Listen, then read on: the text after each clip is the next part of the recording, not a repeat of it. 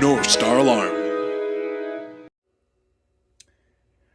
Hey everyone, in this video we're going to showcase a feature that you can do on these new PowerG flood sensors, where you can locate them via a beeping that comes from this. So if we go log into our panel here using our master code, we can go to settings, advanced settings, we'll go to system tests, go to PowerG test, and then we can see this has both flood and freeze detection.